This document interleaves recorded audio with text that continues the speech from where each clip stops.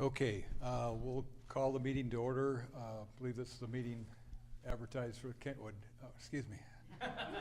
Walker Planning Commission, and it was a joint meeting with DDA as well as the City Commission to have some good conversation about the zoning ordinance amendments. The first item of action is a consideration of the minutes from the Planning Commission meeting for November 1. If you've had a chance to take a look at it, commissioners, do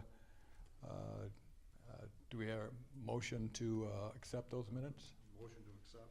Motion by Second. Mark, supported by Joe, to approve the minutes of November 1. All those in favor indicate by saying aye. Aye. Those opposed, same sign.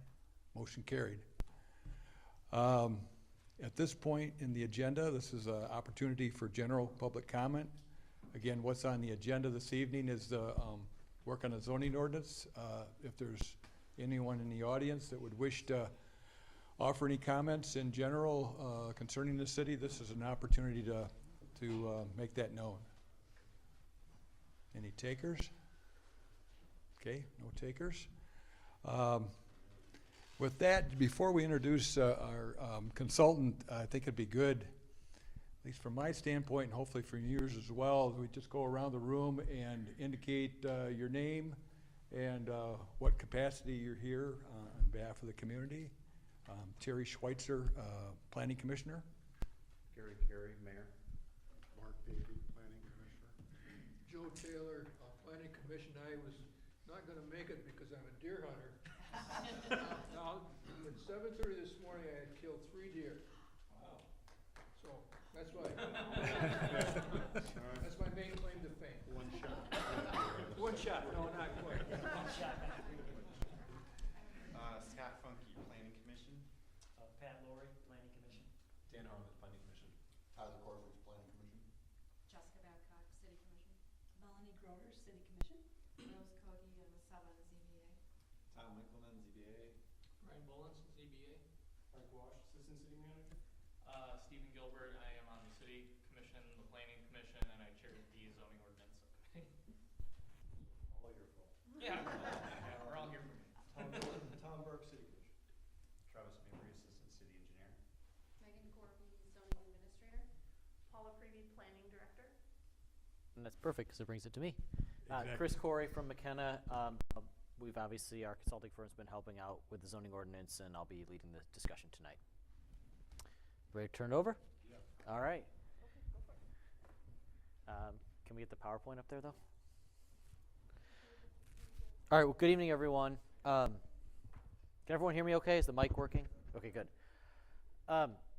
So the way I envision this working is I have this presentation that'll kind of lead us through some of the key aspects of this zoning ordinance update, but this is an opportunity for your feedback and discussion. So if you hear something that you're not comfortable with, or you want to ask a question about, or you want to discuss with the group, stop me and we'll stop and we'll discuss. And I think that's kind of the way we'll do it. We'll use this as an organizing principle for the discussion. If everyone's comfortable, we'll just keep moving along. And if we need to stop, we'll discuss and make some revisions. What do we want to talk about tonight? A few different things. First thing I want to do is just a little introduction about why do a zoning update right now.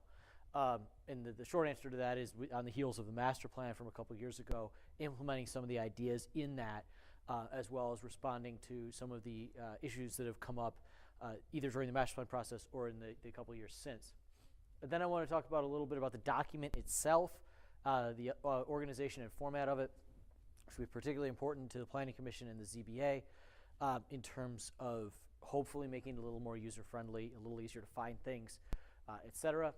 And we'll show that. Then we're going to get into the meat of these things, the framework on which this zoning ordinance is built, which is your zoning districts, right? So we're actually going to go through each one of them, even the ones that aren't going to change that much, because I want you guys to see the whole picture of what is being proposed in this ordinance. And we're going to try to do that with some visuals. Graphics department at McKenna put together some visuals so that I'm not just trying to describe things. You can kind of see, okay, what does this zoning district call to be built in this location?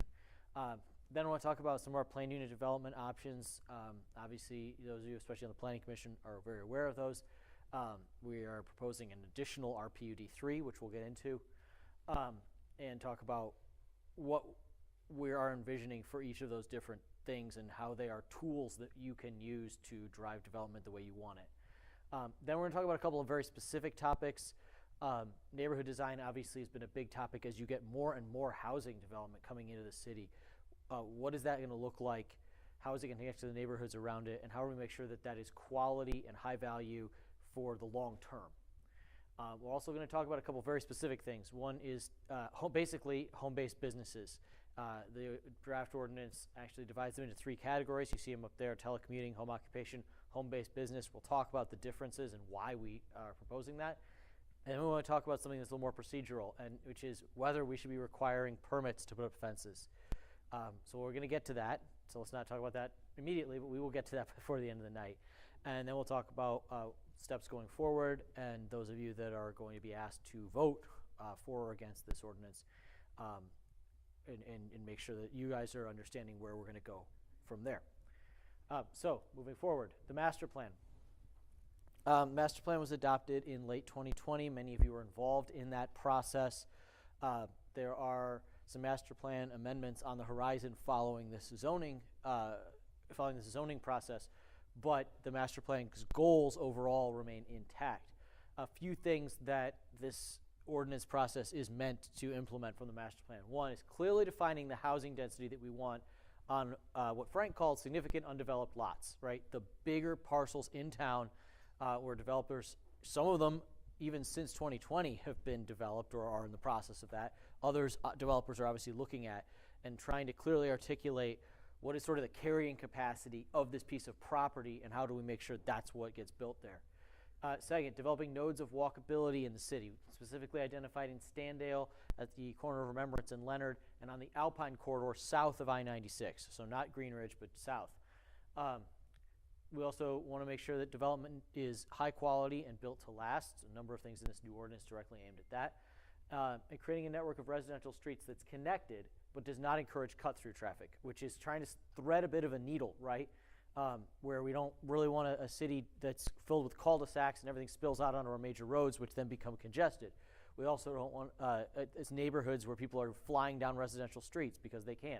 How do we use zoning to try to create a network that threads the needle between those? And then finally, enhancing and redeveloping some of the aging shopping centers around town. I did notice, actually I took my kids to both Spirit Halloweens up at Green Ridge. So when you got 2 Spirit Halloweens in a shopping center, we might start to think about what is the future, right? There's a whole YouTube video about Spirit Halloween now. Check it out. Anyway, moving on to the document. Well, before I move on, any questions on sort of the master plan origins of all of this? Okay. The organizational structure of the document, we are hoping that this will be a substantial improvement for those that use the zoning ordinance on a regular basis in terms of their ability to locate things without having to really get like a PhD in the zoning ordinance, right? So this is the table of contents. I'm not going to go line by line through it. Actually, I am, but not on this slide. And I'm going to talk a little bit about why we organized it this way, and also where each of these articles came from, because most of what is in this updated ordinance is not new. It may be rearranged, reorganized, changed from a text to a table, but the policies are not new. Then there is some new stuff. So what have we got? The articles listed in or highlighted in red on this slide are basically the existing zoning ordinance. Maybe a little bit of wording or something like that changed, but basically the existing zoning ordinance. That's your sort of legal basis stuff in Article 1.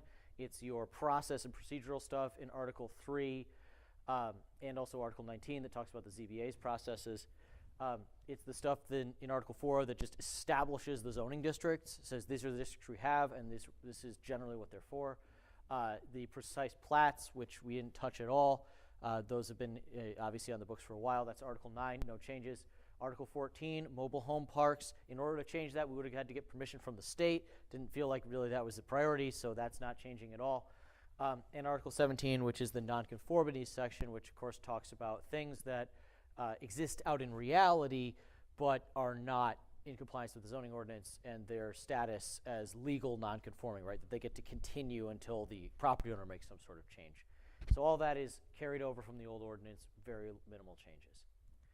Next, the ones highlighted in red here were taken from the existing zoning ordinance and some of the subdivision ordinance, which is kind of enrolled in here, and then added to by the subcommittee. So that includes the definitions section, which has the definitions that were in the ordinance previously, plus a number of definitions specifically aimed at making sure that it's easy to understand what we mean by each land use. So when we say retail, what do we mean? When we say restaurant, what do we mean?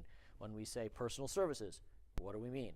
Then making sure that that's clearly defined so that staff can make a clear designation of, okay, the approval process for you is X, you're allowed in this zoning district or you're not. And so we've done some work on the definition section to help with that. Next one is Article 6, uses with additional conditions. That are specific land uses that have more rules that apply just to them. That would be things like adult businesses or mineral mining or maybe less intensive, something like a drive-through that would have additional rules associated with it. Many of those rules are carried over from the old ordinance. The subcommittee added a few in there. That is the article we're going to talk about home-based businesses towards the end of the discussion. Similarly, the planned unit development chapter, much of that is the same, and then we've added a few things which we'll talk about. The site design chapter is chapter 12, which is things like landscaping and parking. A lot of that, again, is the same, except that we've done things like try to simplify the parking requirements so they're easier to calculate and less reliant on things like how many employees do you have that can change, right, overnight. Article 15, general provisions, which has things like fences and stuff in it. That, again, basically similar and then added to. An approval process is one of the big changes in that article is that we added in some stuff from the subdivision ordinance, specifically the platting process. We added so that to merge those two ordinances so you're not bouncing back and forth between them.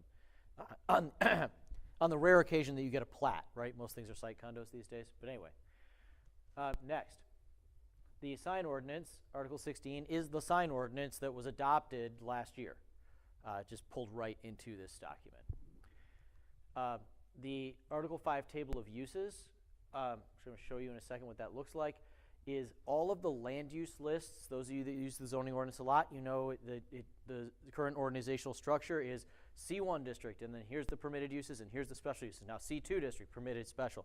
So what we've done is we've taken that, and we've the old format, sorry, looks like this, right, and turned it into this, which is you have all of the land uses listed down the side, and then a number of zoning districts across the top, and you can compare and contrast fairly easily with P for permitted, S for special. A blank box means it's not allowed.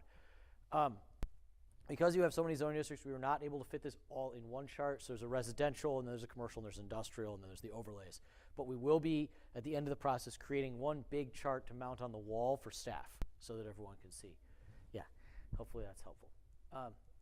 Next thing, similarly, the schedule of regulations. This is already a chart in the current zoning ordinance. It currently looks like that. And the new one is not like radically different, but we added a little bit of color. So anyway, you can still find your setbacks and building heights and things like that all in one place in this chart. The overlay chapter, that's going to be Article 8. This is all brand new.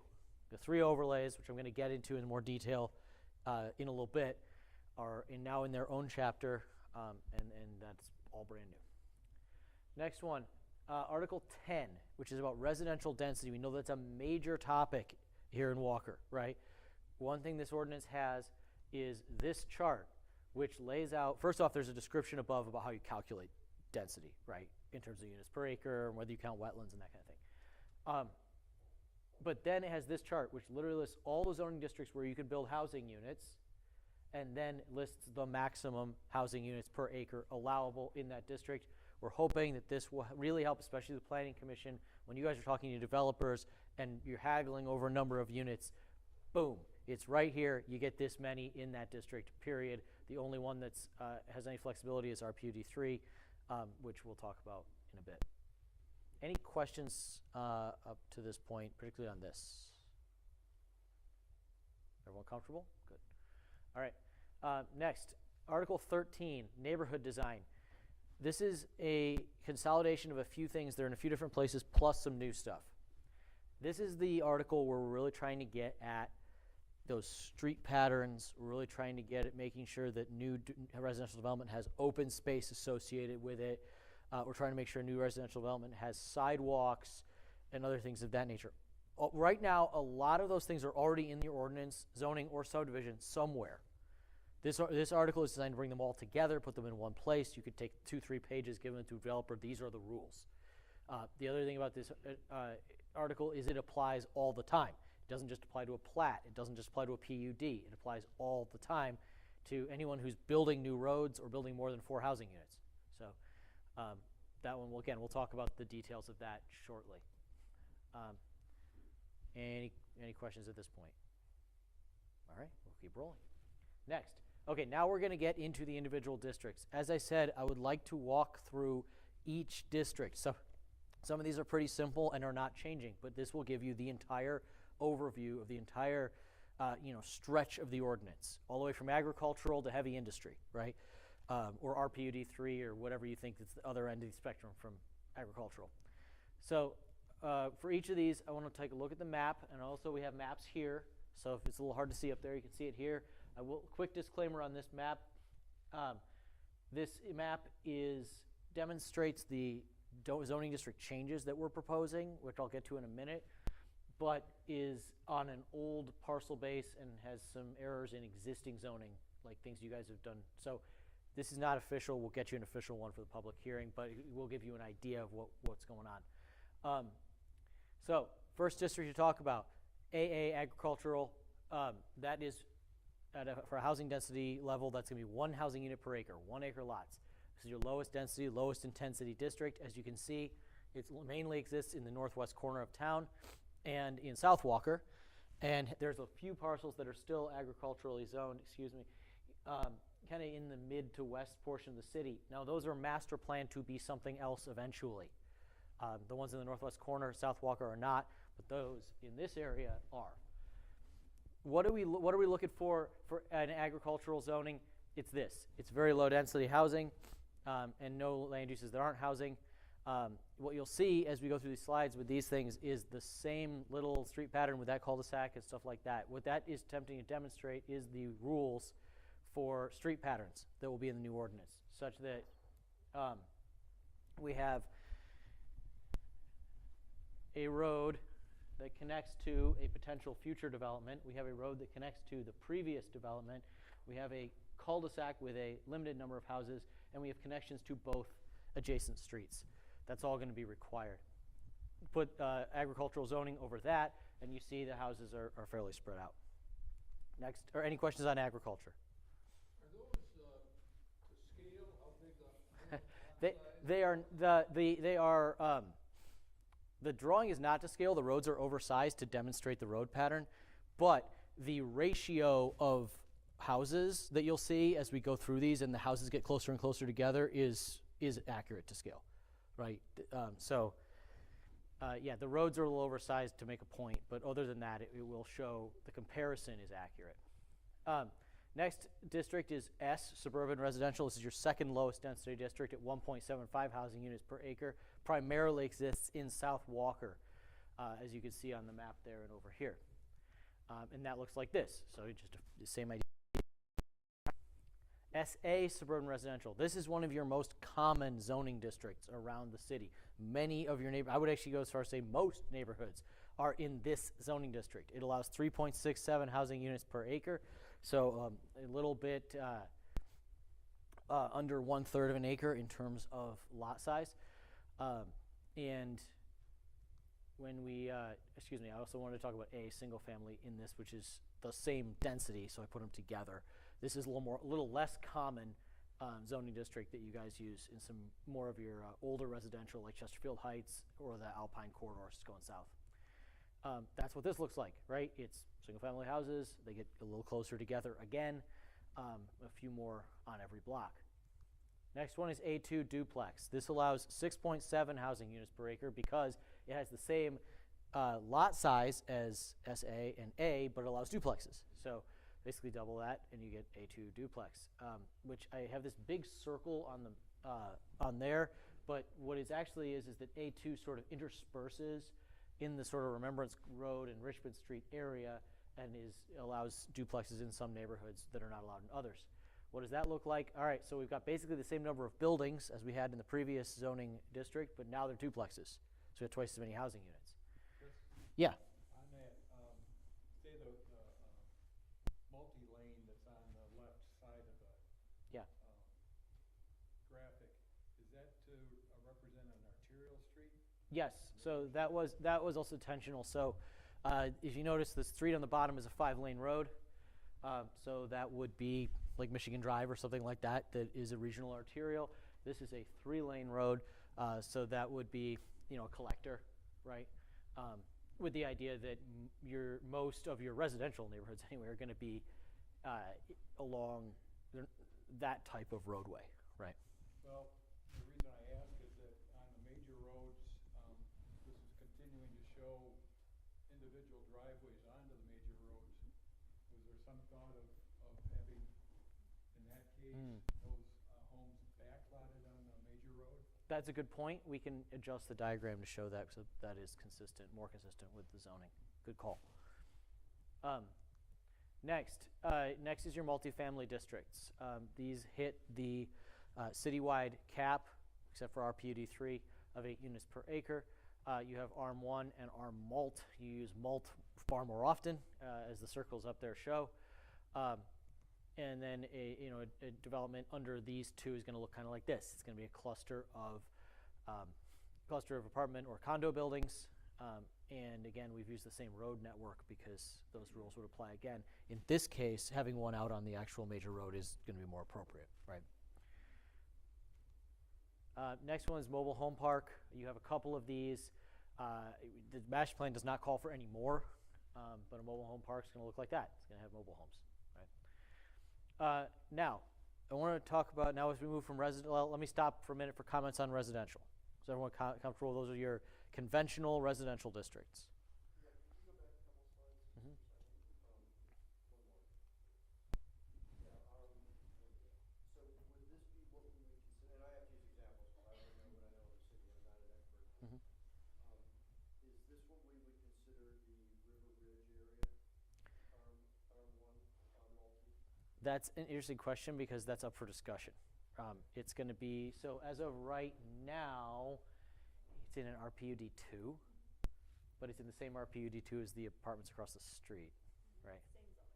Okay.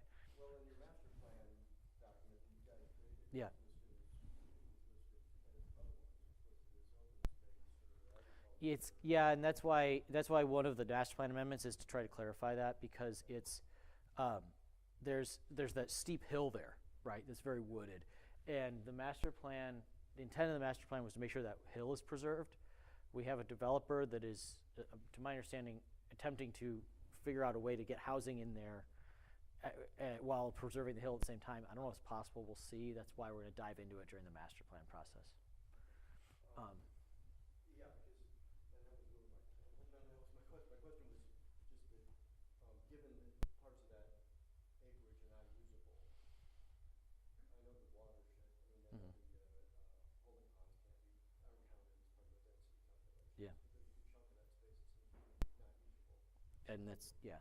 And they are not calculated towards the density, or they are? So a regulated wetland wouldn't be, and those hillsides, they wouldn't be if they're going to be put in preserved open space, protected as part of the development, right, as a PUD condition or something.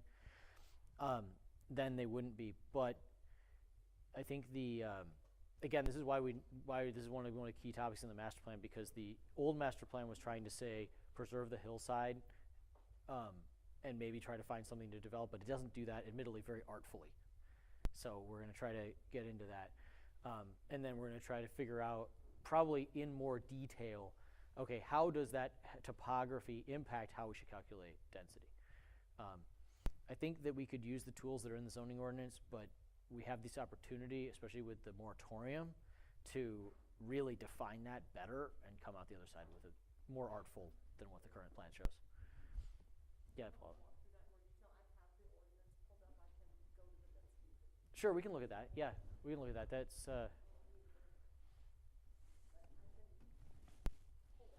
yeah, because I showed you guys the chart with the numbers, but above that chart is a description of how to calculate density. So I think that probably is a good topic.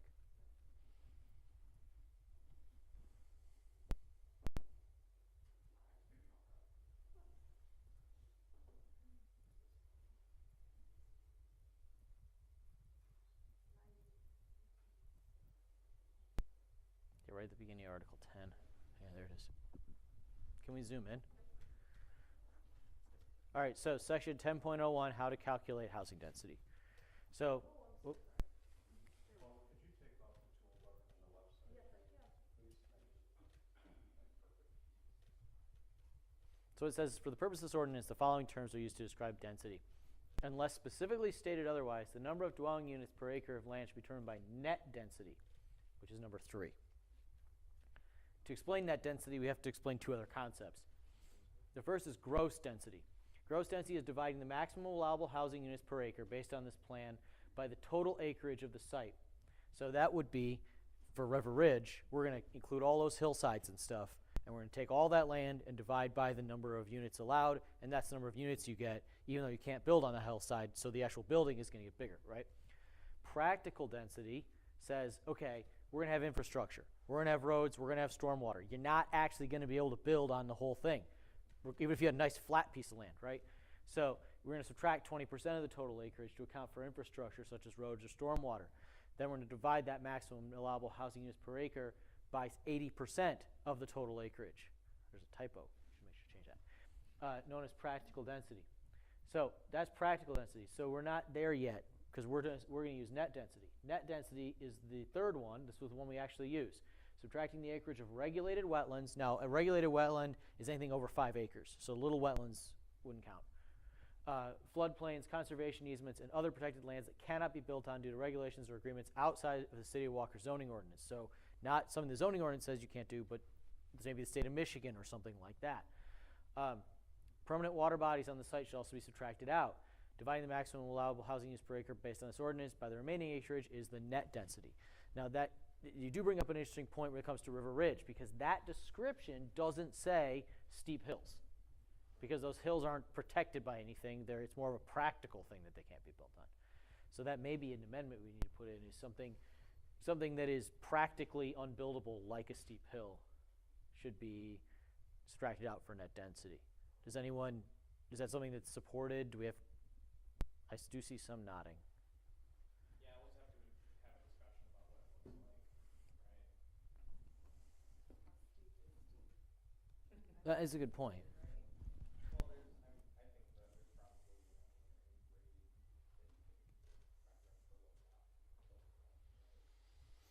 Well, we have seen developers in this town propose extreme measures to offset that. I think that we have reference points for what's an acceptable slope on things like that. That might be a point to kind of start with what will work. I mean, that is precisely what I'm asking. Mhm. What's the reasonable determination of that density under the circumstances?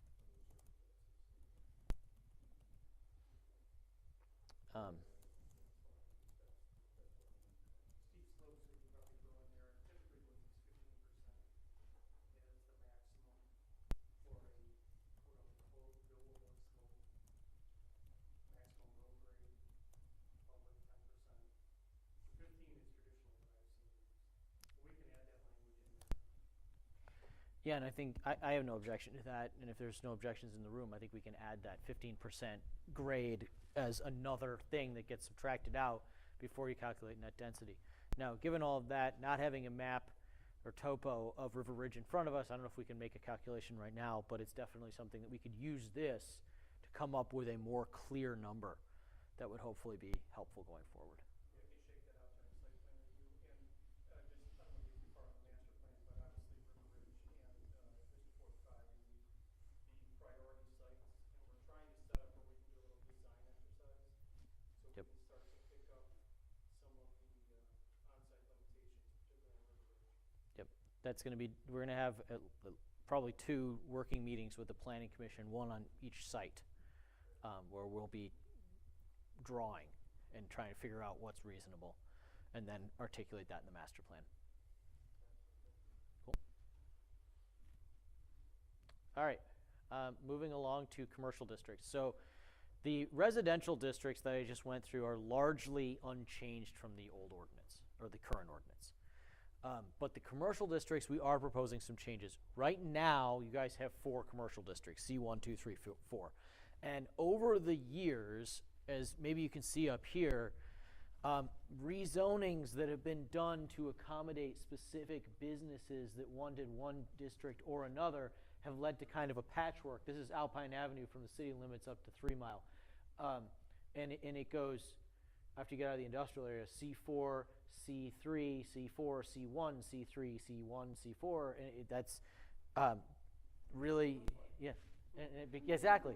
And it looks like a funky patchwork. So our proposal is to consolidate that from 4 down to 2. So anything that's C1 or C2 now would go to C1. Anything that's C3 or C4 would go to C2. This map of Alpine shows that it's still not perfect, but it is a lot more coherent, where you have multiple block stretches that are all going to be C1, and then maybe some intersections where you hit C2. The darkest red is CPUDs, and obviously you can't change those because those are two-way agreements with the developer. Any questions on this? I'm going to get into the specifics of the 2 districts in a minute. Okay, so C1, local commercial, this is actually more common than C2.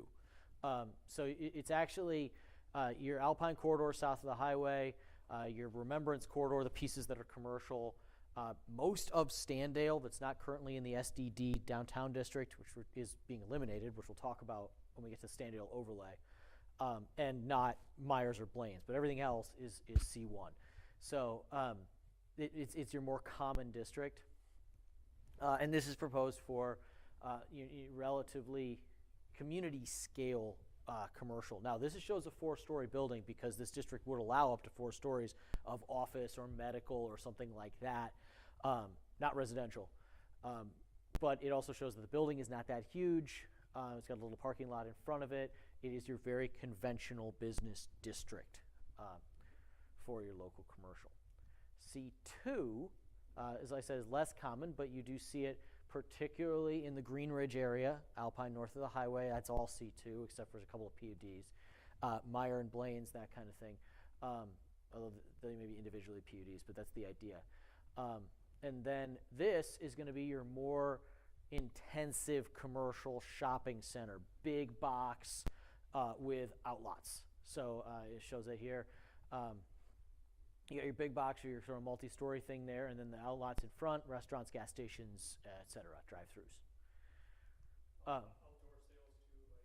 Yes. Yeah, automobile dealers and anything that involves outdoors, which was C4 or is C4 on the current ordinance, that gets wrapped into C2.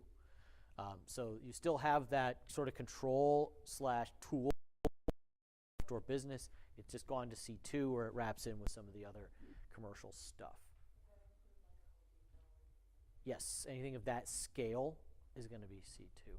I believe, yeah, basically. Obviously, Home Depot and Myers in that location are more in the C1 area, but those are zone C2. This slide, which didn't come out that great, is kind of a comparison of from a land use perspective.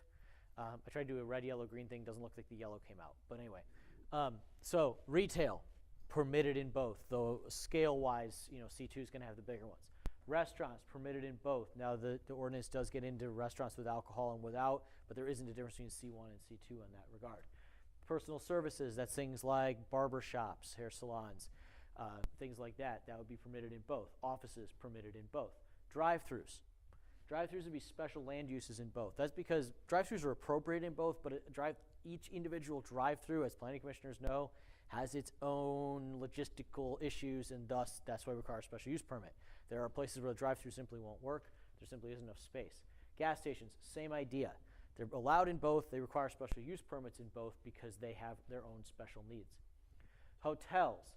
Now, due to the intensity and the recent proliferation of hotels, C1, they'd require a special use permit, but C2, they'd be permitted. A theater or sports arena, That would again be special use in C1 because it may not be appropriate for the immediate surrounding area, be permitted in C2. Auto repair, special use in C1, and that's where you're really going to talk about, hey, you got to store your cars indoors or behind a fence, that kind of thing. Permitted in C2, which is more intending to have some of those outdoor aspects. Couple of things that are not allowed in C1, car washes and auto sales. There's special uses in C2. And that, again, because they have some additional off-site impacts and logistical and infrastructural needs that are going to be special and are not going to maybe work on some of the smaller lots that are zone C1. Yes? For the restaurants, C1 and C2, as far as having outside dining, is that? Outside dining would be allowed in both. Yeah. We actually try to make it relatively easy to have outside dining, especially after the last few years. Outside dining generally considered a positive by most people. It can create some zoning issues, like does outdoor dining kick in more parking and things like that. So we tried to clarify in that area. Next, the ORP. Yes. Oh, I'm sorry. Did I miss somebody? Oh yeah, I'm sorry. So, city commissioners are really against this. Not on this list, I'll just use the example of drugstores, because I don't know if you've seen it in some of these cities. Nobody wants a Walgreens on one corner, a Rite Aid on the opposite corner, and a CVS across the street. Mm-hmm. Yet there are plenty of cities that have that. Mm-hmm. I can name one in the 6 cities that are here. It's Yeah. on my mind. Nobody wants that, yet it happens. Is there any way we can let our zoning accordingly so that we can have a balanced city? You know, that kind of makes sense. Mhm. Instead of just getting cookie cutter, whatever, in the places we really don't, we know we don't need. Well, as drafted right now, we don't distinguish between types of retail in this current ordinance. So it could be 3 pharmacy convenience stores like that. It could be one of them and then a clothing retailer and then a restaurant. Well, restaurant would be separate, so it is. But we don't distinguish between types of retail in the current ordinance. Now, we can. One thing we can't do is distinguish between brands. Right? We can't say CVS but not Walgreens.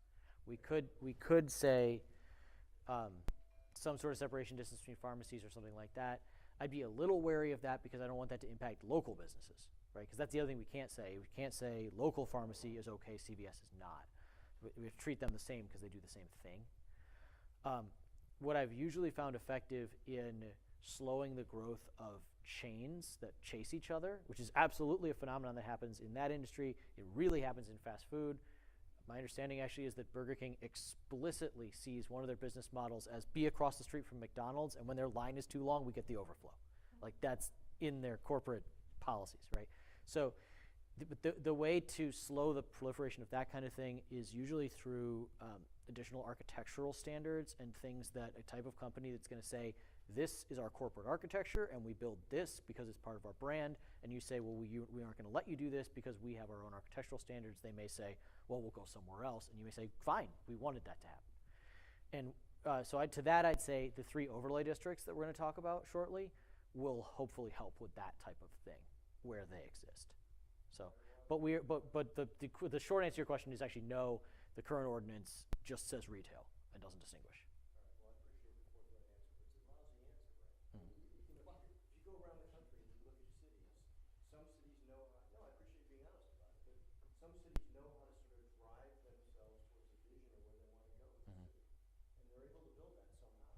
Other cities just cookie cutter approve stuff, Mhm. because the zoning allows. So to drive the city we envision in the future going forward. Okay. And we need to try to find that way legally, obviously.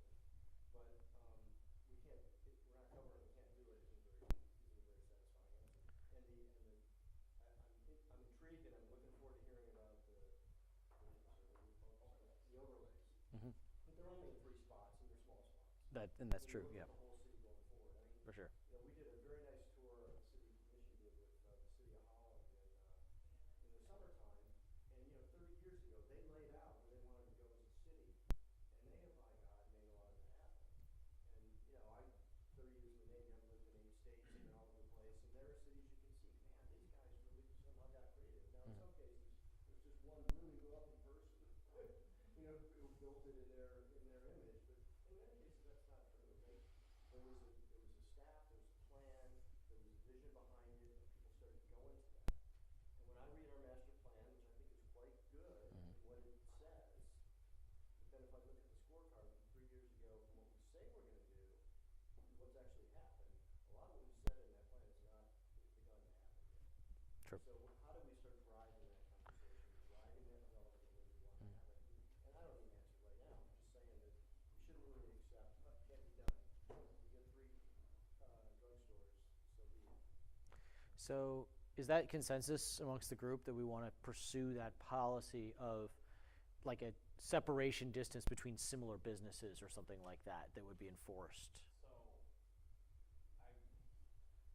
I don't particularly, I think that there's a part of it that, I don't necessarily have the willpower to say, like, let's require pharmacies to be X distance apart, right? I think a lot of that will sort itself out through the market of us not having the type of population density to drive 3 pharmacies next to each other. I also, I will however say to the opposite point that I think we've done something similar with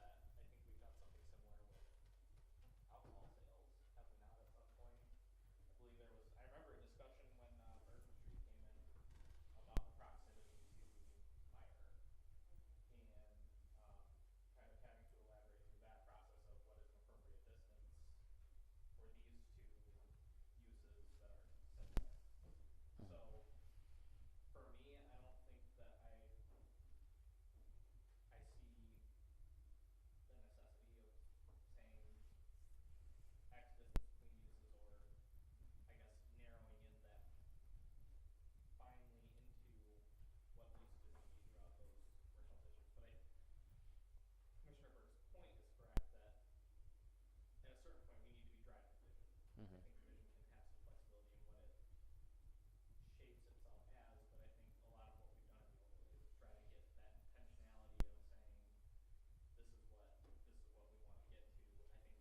I think one of the conversations that we've started to have a little bit is how do we look at a potential future where we could expand these overlays, or find if there's a different area that starts to become something, how do we have the flexibility and be nimble enough to put those parameters around that and allow it to take shape in partnership with that property. So Yeah, I mean, I'm not suggesting we try to describe all this. It's impossible. What I'm asking is, and I don't know what I'm suggesting, I'm asking. How do we drive it, right? So I like the overlay idea, I like the pattern book idea, maybe if there's a way you could find a way to get things in accordance with your vision of where you want to go. Because you can't possibly chart, every possibility. But when we talk about, one of the first things on Vista 45, they want to put a gas station and a car wash. Well, there's a rental car wash 2 blocks down. I mean, how do we have a vision that allows us to grow the way we want to go without just becoming a cookie cutter city that's got all the same old stuff? That's what I'm asking. I'm not saying go drugs around the block. Well, and I think to your point is, you're saying, hey, we've got some limited spots, let's try to have a little bit more variety. Do we always get that? You have a Walgreens on one side and you have a Meijer. Well, Meijers is a new store, you're gonna have a pharmacy, you're gonna have liquor, you're gonna have some of those crossovers or overlaps, I'll call them, with same good sales. You got Aldi across the street too.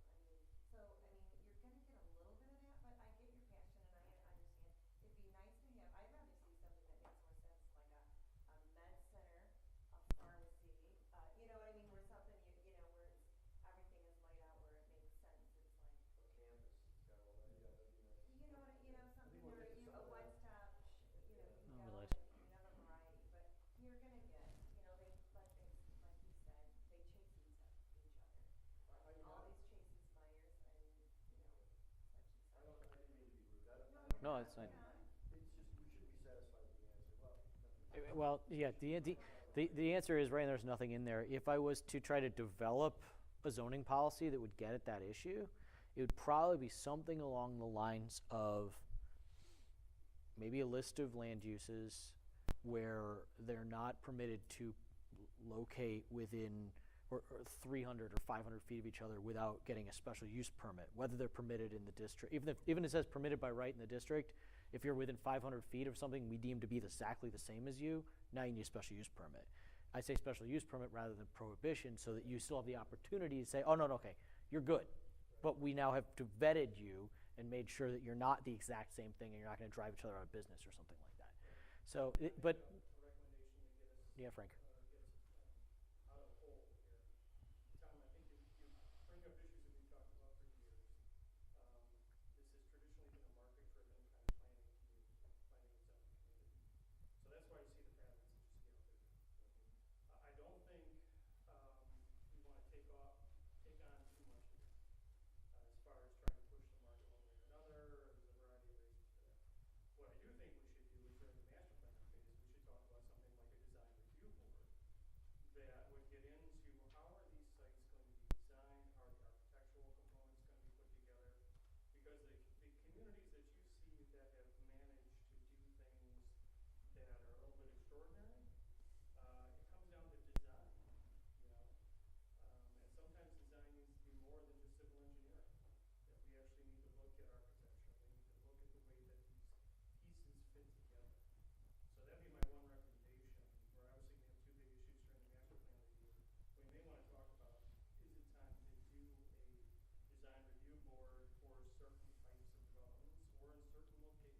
review board for certain types of developments or in certain locations? Design meaning as you build things out, so for example, in Standale, they require to meet a certain criteria in construction, or do you be able to handle that? Yeah, we've talked about that for years, about, hey, when do we, bring an architect in on behalf of the city and help us look at these buildings and look at the materials? And obviously, we're starting to get into planning commission around there. But that's kind of like a pre-plan to make sure that, this is not gonna be a cookie cutter building. The uses to me aren't as, when we're building a form-based code for downtown Standale, a form-based code traditionally won't get into the uses of the building. It wants to talk about the building. Uses will change over time.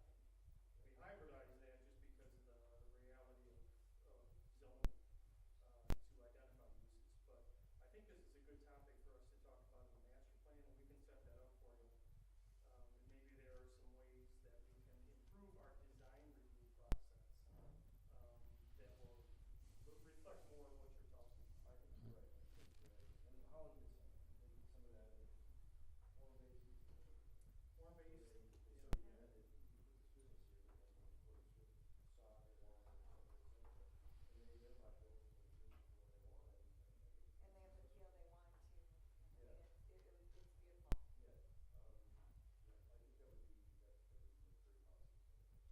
mean, it's beautiful. So we'll put that in the master plan. Okay, yeah, to talk about design review board, where it would be appropriate, what its task would be, how it would fit in the process, and to give it some guidelines of how to operate. You know, so we don't get things like Chick-fil-A turning backwards to one of our biggest corners, for instance. All right, ORP is your office research and parking district, basically your office district.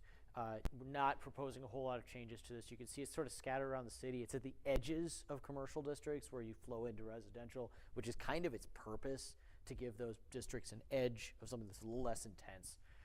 And so what we're looking at this district is, you know, office buildings. This one's kind of mod, but you know, a little parking lot, some landscaping around it to buffer it, and then an office use within. Industrial districts, similar to commercial districts, we are proposing a consolidation. In this case, the existing conditions are not quite as patchwork, but you do have your ML, your low intensity, your MH, high intensity, and your MP, which is industrial park. Our proposal is to remove the industrial park category, consolidate that with ML into an I1 district, and then an I2 district, which would just be a straight MH, would just change names, so it'd be I2.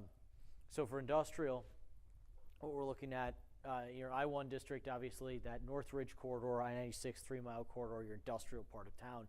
A lot of that is your I1 district, with just a couple of I2s in there, and then way down at the bridge in South Walker is still zoned to that, even though it's not really that developed. The I1 district, we're looking at industrial uses, right? This picture has trucks on it. It's got these accessory structures with the overhead doors and a little office space for the business to the side. As with all the industrial districts, the idea behind this is to create a situation where we have a nice buffered area that doesn't bother its neighbors, but within which a business can do what it needs to do to thrive. And that means, trucks and that kind of thing if necessary. I-2, your general industrial, is more or less in the same areas still, just kind of covers some of the bigger lots and more intensive stuff that didn't fall into an IPUD. And this is, take the same thing, make it bigger, it put the loading docks around all sides, and now it's less of a yard situation and more of one big building, as you've seen with some of your more recent, more modern industrial development. Any questions on industrial? I don't mean Yeah, to Frank. dominate the conversation, but I'm trying to not get into the weeds of the code, but give you some concepts. ZBA and Planning Commission should be interested if there are any nonconformities created by all of these district changes. And I think the answer is no, that we have been careful about your C4 now. If you go to C2, you're not going to become nonconforming. There's a bunch of legal, financial issues that raise that if we were creating nonconformities, but I think we've avoided that. Mm-hmm. So we're not creating problems for the ZBA or the Planning Commission. Yep. So very importantly, a couple of sort of key things that was we did these consolidations. One is that as we consolidated, we want to make sure that everything that's allowed in the districts that are being consolidated is allowed in the new consolidated district, so to not create nonconformities. The other key aspect, and as we get into the public hearing, we'll probably be repeating this, several times. If you're commercial, you're going to be commercial. If you're industrial, you're going to be industrial. If you're residential, you're going to be residential. No one has shifted in between those categories. It's only within the categories that we've made the changes, and the residential categories haven't changed at all, at least as far as the conventional districts rather than the PUDs. Everybody comfortable? Cool. All right, now I want to talk about the overlays, and these are brand new. I think they're pretty exciting. As I said, this is intended to implement the master plan's idea that we should have some walkable nodes. It also, yes, is trying to create areas that have character rather than parades of corporate architecture, right? So how do we do that? How are these going to work? First thing is they supersede the underlying zoning on the topics covered by the overlay, which is actually quite a bit, but it's not everything. Allowable land uses, setbacks, building heights, site design, a lot of the key things that go into a planning commission review, they are going to be covered by the overlay. But if there's not something covered by the overlay, you go to the underlying zoning, which for the most part is C1, but that's not 100% true, but for the most part it's C1. So you do have that sort of fallback if there's something not covered under the overlay. Now, if I have a building in the overlay right now, do I have to make a change the day you adopt this? No. It's this is addressing new construction for the most part. In each overlay, however, there's a section that's called upgrades to existing. And what that means is if somebody has an existing building and they want to make upgrades that are going to trigger site plan approval, when they come to the Planning Commission, the overlay has additional checklist items that they're going to have to meet in order to be approved. And we'll talk about some of those specifics as we go through here. This actually is a graphic of what upgrades to existing would look like. So what we have here is kind of your basic commercial retail building, multi-tenant, one story. It's got a parking lot in front. It's got a little parking lot in back. What the upgrades to existing would require is, one thing in particular is this. Now this is a walkway from the public sidewalk back into the building itself and the sidewalk in front of the stores. This sidewalk here is also required by upgrades to existing, but it's very common to already be in place. The idea behind this is if you're walking along, now you can safely, or at least more safely, get from here to here. Under most current designs in your commercial districts, the landscaping along the frontage would just keep going, so you'd be trudging through bushes and stuff to try to get in there, or walking through the driveway, at which point you'd find yourself in a parking lot, which is a hostile environment for a pedestrian. The upgrade requirement would create 2 landscape islands and a walkway to come across. Other aspects to upgrades to existing are a higher number of trees in the existing landscape islands that are already required. Also included in that is a requirement to retrofit your parking lot to get closer to the, how am I going to say this? You have to be at the maximum size of a parking space and a driveway and a drive aisle, not well above it. Now, it's not super common that you see that, but one of the things that we can kind of improve our older commercial is like, hang on, you don't need a 60-foot wide drive aisle with parking way over here and way over here, right? Consolidate your parking, use that concrete more efficiently, and once you've done that, and you've hit the same number of parking spaces you had before, and now you have this extra space, that's supposed to be landscaping now. So it won't happen lots of times, but we're hoping that there are some parking lots around the city that will get kind of consolidated and more landscaping will be built without losing the number of parking spaces because they're oversized right now. So that's another aspect of the upgrades to existing idea. So this, with a few tweaks, is included in all 3 overlays, and this is what an existing building would have to do, not what you'll see in a minute when we talk about what would happen with new construction. Any questions or concerns about this? Okay. All right, so Standale overlay. This is going to replace, or is proposed to replace, the SDD Standale Downtown District, which is a form-based code. My understanding of how that's worked so far is that the current SDD district is so strict and prescriptive that you've actually been approving some rezonings to get parcels out of it so they can actually be developed.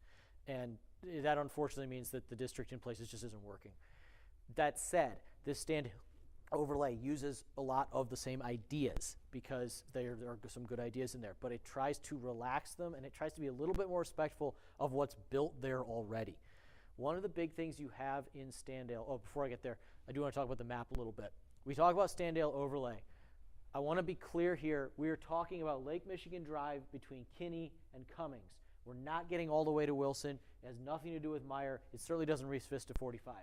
It's really that core block, couple blocks between Kinney and Cummings, where we think we can create a reasonably sized walkable node where someone actually would be able to walk from one end of it to the other, as opposed to trying to get all the way to Wilson, which is going to be a little bit far, and where you have some development, relatively recent development, that isn't going to change, wouldn't fit in the overlay. So that's going to stay more in the C1 district. That is the area already where you've actually pulled parcels out of the SDD district. So in sort of understanding of that, Standale overlay is consolidated into this smaller area. Is everyone comfortable with that? Concerned? Okay. Now this is what I wanted to get at. Your current character in Standale is you have Lake Michigan Drive, obviously. You have a little bit of landscaping, and then you have what we call planting a slip street, right? Which is you have these little parking lots in front of the businesses that are all about the same size and they all connect together. So in the current alignment, sometimes things get a little funky. You have diagonal parking spaces that flip direction and things like that. The hope of the overlay is to get that to be a more consistent design. So you can pull into a single driveway. There's access management standards in the overlay, and then drive along that to the parking space in front of the business that you want to go to. Then you can walk from business to business along a sidewalk that's protected from the high-speed traffic on Lake Michigan Drive, where the traffic nearby is slow speed looking for parking, not high speed going into Grand Rapids or going out to GVSU, right? Other thing to note about this, these are all mixed-use buildings. Obviously, they have retail on the frontage. The upper floors could be, as it says, hotel. They could be office. They could be residential. So it's an opportunity to add residential without plowing under woods and farmland and without going back into existing residential neighborhoods and trying to increase density. So we have an opportunity here, especially with the nearby Laker Line station, to add density in an area that's already built out and intense. Another thing you may notice, 6-story buildings. In other districts, we're talking about 4 stories as a max. In the overlays, or at least in Standale and Alpine, we have in the draft 6 stories. That is tall for this town, but in order to meet some of the demand that we're seeing for housing and other land uses as the community grows, I think this is a reasonable expansion opportunity, or at least the subcommittee does. But I did want to bring that up specifically and make sure we have a discussion about it if people want to. Is everyone comfortable with this design? Standale and Alpine. In remembrance, it's 4.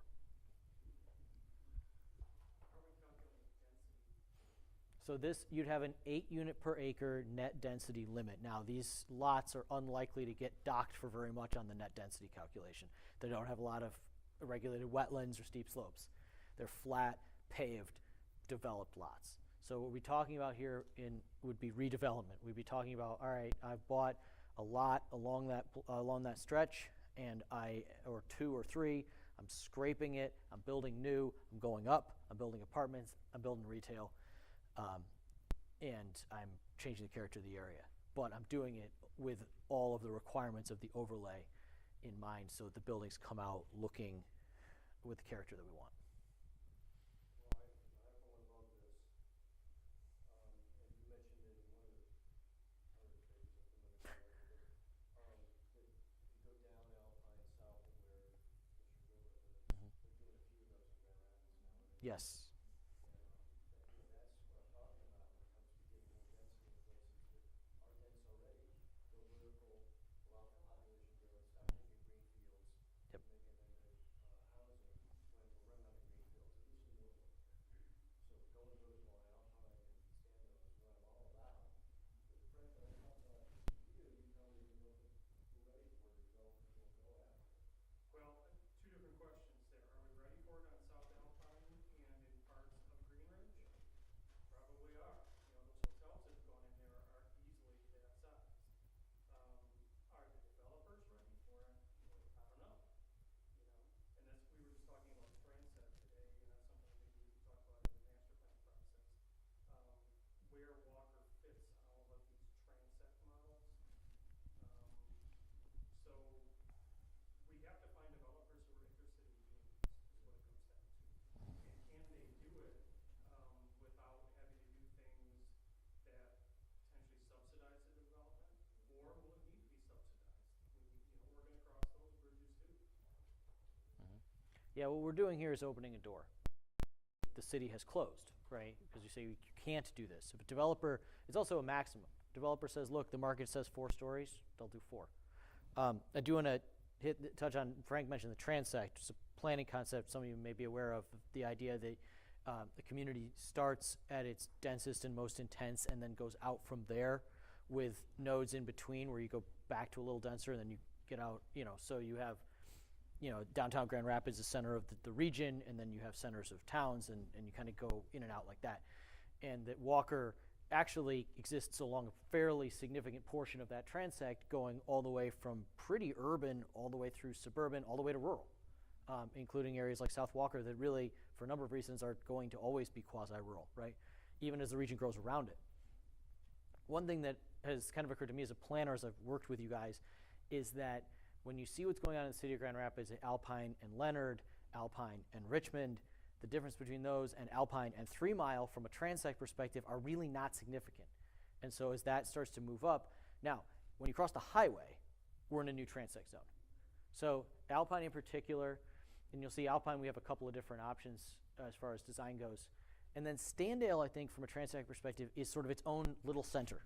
Not a GR-sized center, but a little center. And so creating that opportunity for that, I think, is something we want to at least put out there for developers to see if they want to pursue. Yes, ma'am. We had a discussion before, are we just at 4, right? 4 stories up? Currently will allow up to 45 feet in Stanhill downtown. So that's typically a 4-story building. Okay, so if we do go to 6, which I'm not opposed to, because, it's maybe green space, et cetera, do we have to worry about the higher we go, we still have to accommodate a parking space, or do we have to think about parking ramps, or what to do? That's a good point. Back up to that. And parking would be required. You already actually have a system for shared parking for mixed use, so we're going to incorporate that, which is to say the retail triggers parking and the residential triggers parking.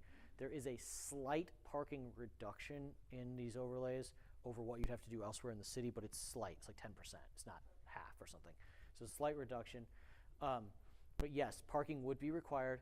It is possible that, you'd have to do a parking deck or something in behind.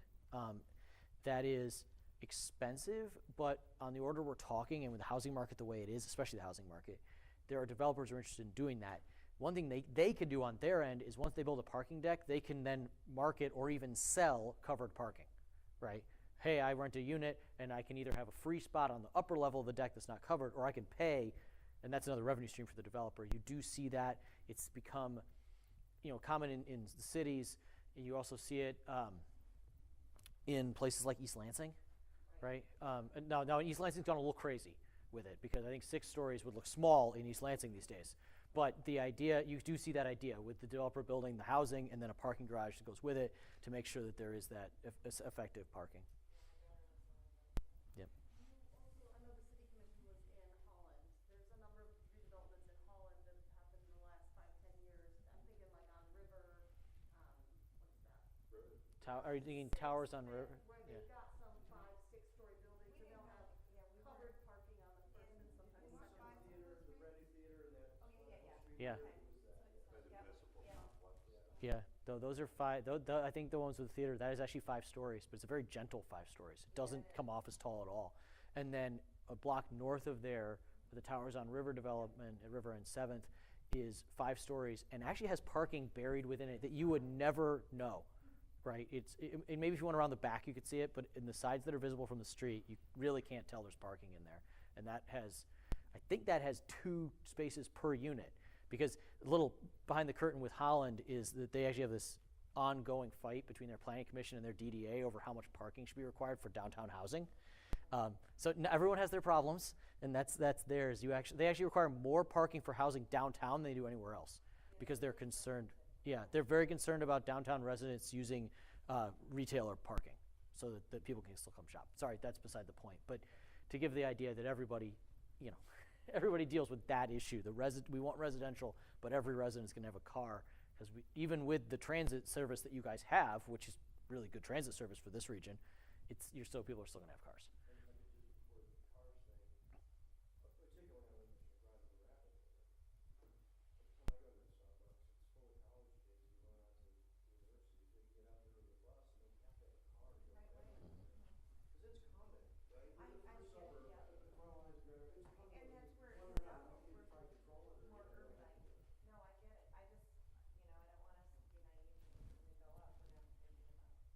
Yeah. So to that point, I think a number of things, but the 2 big ones relating to that. Number one, I think in these overlay districts, we want to be really intentional about not having big seas, right? Big seas of parking. Oh, I These get it. huge lots of pavement that we have everywhere else. I think that's one of the things that we built in a small amount of flexibility. And I think that one of the things that we're really intentional about is the reason that the 2 overlays that were selected to have that flexibility for those extra stories is because we're on those major transit routes, and those are 2 of the most successful routes of efficiency and ridership in the entire Rapid system. So we do have the people there. Those buses do move people, and leaning into that as an access point for moving and not having to lean as heavily on that vehicular traffic if we can, and trying to be intentional about what the future looks like for us. Cool. Chris, Yeah. so one of the things I want to build on Frank's, he had mentioned, we were talking about Standale up to 45 feet. That does not include South Alpine, so we currently do not have that right now, up on the first ward up there. We have talked about going, I think going to, there's this been, this for those that have been around longer than I have around here, please feel free to chime in, but there was this artificial 3-story rule that was put in a long time ago, and the reason it stuck so long is the fire department didn't have a truck that could get up high enough to be able to fight the fire, so problem solved. That's taken care of. So that was one of the reasons, it was an unofficial, kind of artificial rule that's been around for decades. We have talked about this, and you're hearing some comments, and I think we have to, Chris is looking for direction from us on this. And I think you're hearing some voices. I'm going to throw mine in here with some very strong support. We have, for some of these projects, we have a probably once in a few decades opportunity for some transformational type of development. What I am seeing to this point, I'm going to go on record saying this,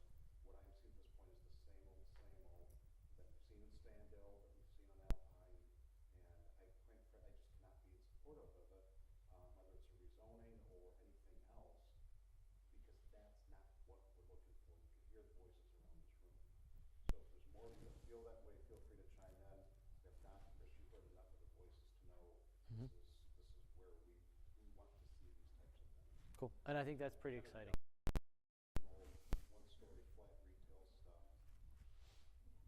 Yeah, I would hope to see this succeed. The nice thing, I think, from that perspective is that this is not PUD stuff. This is by right required. This is, you come in, you do this, it's approved. You don't do this, it's not approved. We're not haggling on these particular issues in the overlays. That herd to the point on Alpine coming from Grand Rapids, the herd's already moving, it's coming nowhere. Yeah. It's a matter of time. I mean, Yeah. it's on our doorstep. Coming from the west, from downtown, it's probably a matter of time before we see the same thing. Yep. And they've zoned their portions of those corridors like this for at least a decade now, especially Alpine. And you're already starting to see it. If you go south on Alpine, it's already there. Alpine and Leonard is already there. It's coming to Alpine and Richmond. You guys are next, at least in that corridor.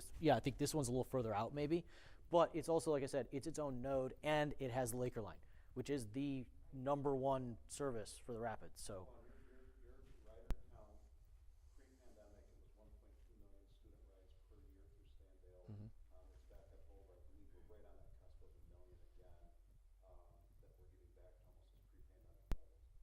That's pretty significant to Commissioner Berg's point about them being in Standale. Some of the businesses in Standale, plus we have our public parking, they park for free there. We want them to shop there and do things there and Yeah. spend money there, but we're making it very easy for them, and those BRT stops you've done with a great deal of deliberation. So again, I'd encourage this group, as we're all talking, I just one voice at the table here. This is something we have to either be all in or not do it. And I think I'm hearing enough support that we're all in on this.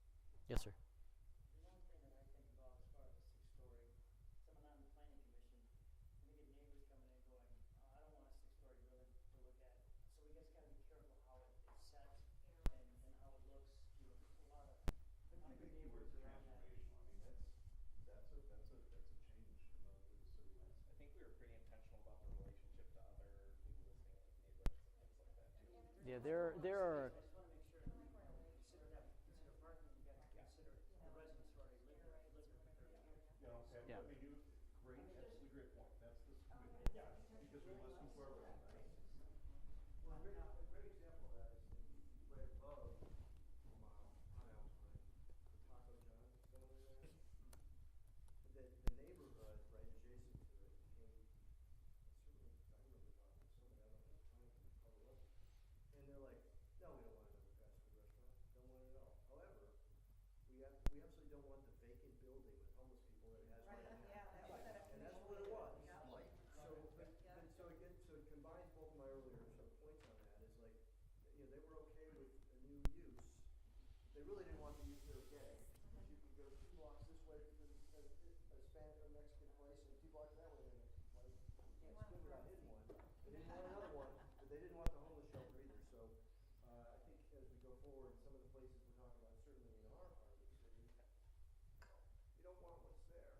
We Maybe got we'll those take some lovely stories. commercial traffic trips, right? Yeah. They look at the traffic generation Yeah. and Mhm. hopefully after traffic will succeed here. I think something Frank has said to me over the years many a time, don't get caught on the traffic thinking what is there right now is what the future holds. And I'm paraphrasing words there. The flip side of the coin is we also need to, planning and zoning has to be based in reality too. You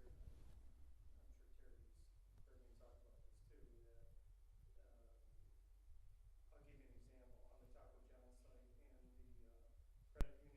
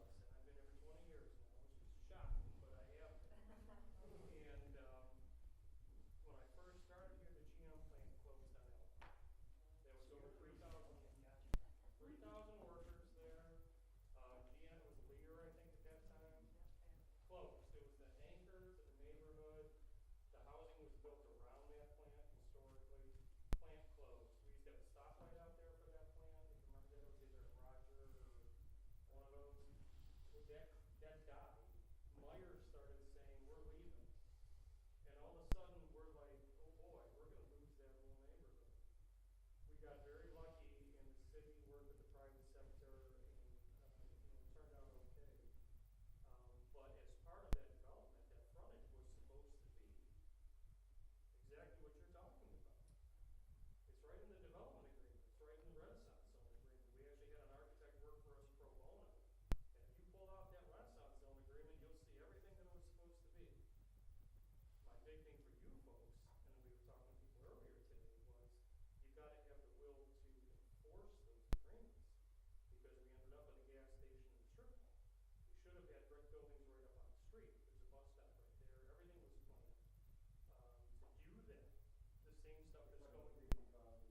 Yeah, yeah, that's disposable. The good thing about it is it's disposable. So 20 years from now, hopefully the next generation will knock that stuff down and they'll build what Grand Rapids is building now. But the takeaway point for me is we can go through all these exercises. I think it's great. Your staff is ready to roll. It's gonna come down to, okay, how are we gonna implement it? That's the hardest thing to do. Well, but also following myself and how I asked you earlier, you zone it and no one might come. As good as developer might come to do it. Well, that's right. Sit there. That's why we've got a really good consultant, because what he's designing is the base zoning that will work with your existing fabric. These overlays give you the option to do what you're talking about. So we don't create a bunch of legal issues with your existing fabric, many of which are local businesses. Most of our local businesses are small businesses, so you want to accommodate them as well. So you don't want to try and run them out by changing the zoning. Hey, if you want to reinvest in your site, great, let's do it. So that's the base zoning that Chris has put together. If someone wants to come in and buy 5 lots in Standale and knock them down and do something like that, now let's do the overlay. Okay? So I think our consultant has got it set up for both worlds. Well, we can only approve what comes to us too. Right. As a planning commission. Avatar Park was a big success because of Jack Buchanan. It didn't work out on the frontage, what we wanted, but nobody came to us with anything, it just sat there. Well, your point there is that's kind of on us. We gotta be able to go to the right place and whatever else and look for partnership. Well, yeah. Well, and remember, that's too much of a history lesson because we had a big insurance building. It was the insurance company for GM that was going to build a big 3-story building right where the gas station is now. And a recession knocked that out. So we've had some sniffs over the years, but we've just never quite got there. And then even when the Save-A-Lot was supposed to go on that site, we had that thing oriented to the corner, all the pedestrian connections that Chris is talking about. And that one went away. Yeah, that number of projects got hammered there because of the recession. That was right after I got on the plan. All right, I'll be quiet. I do want to make a couple of notes to address some comments. One is, obviously, this is the maximum build-out, right? So if the market doesn't dictate, then the minimum is actually 2 stories. So we are trying to move forward from the 1-story single-use commercial to something that's got some mixed use, but it doesn't have to go this high. It could go just 2 stories, 1 floor of something else, right? The other aspect is there's a minimum 30-foot setback requirement on the rear, so if it's into any residential back there, plus landscaping requirements. And some of those, then there's 3 landscaping options, and they are all of sort of different. You can make the landscape area bigger and then plant less, or you can make it smaller and plant more. So there's some flex there. But I think you're likely to see, when all is said and done, landscaping, parking, setback requirements, probably 30 to 50 feet between a property line and where the building actually starts, at least.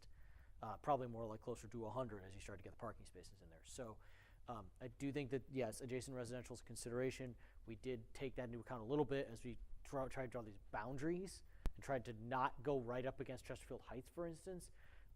So we've got, but yes, there's still some residential there, and we will have to address that as it comes. Remembrance.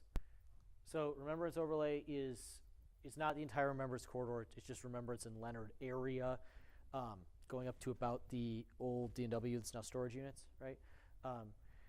And yeah, this is kind of the zoom in of the map. You can see it's sort of that triangular area.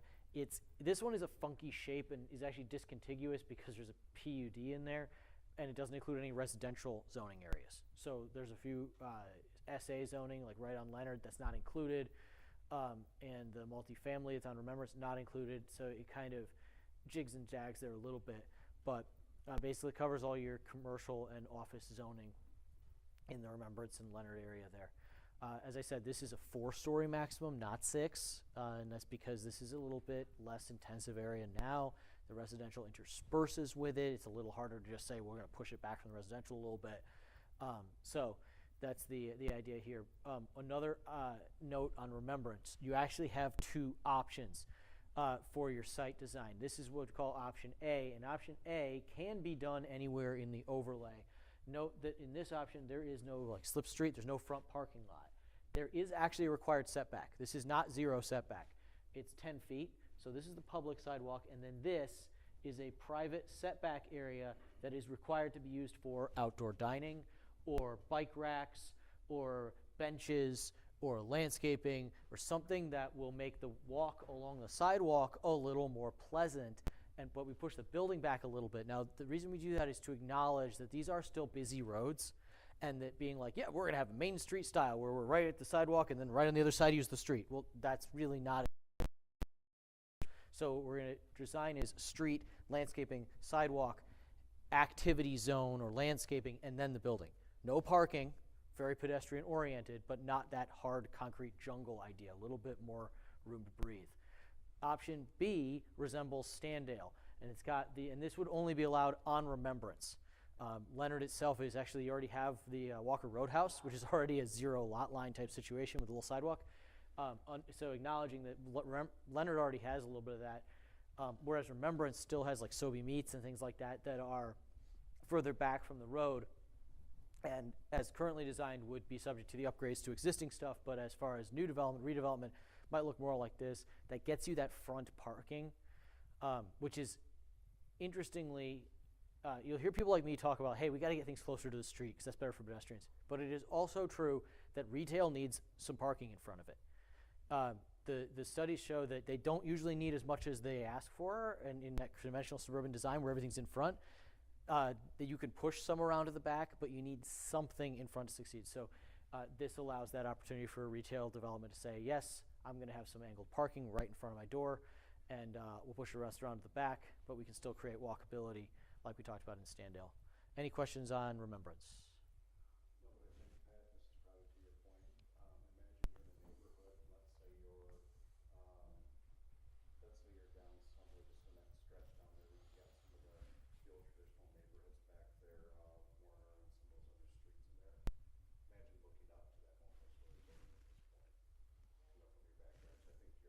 So I think this is where there's probably a heightened sensitivity as opposed to south of the Alpine Standale. Yes, we keep this a little, keep this a little smaller. And the other thing about these areas is the lots are bigger. So you may end up with a developer who really only goes to 2 or 3 stories, but actually is building more square footage or more units. So there's some other opportunities in Remembrance that are a little bit unique compared to the other 2.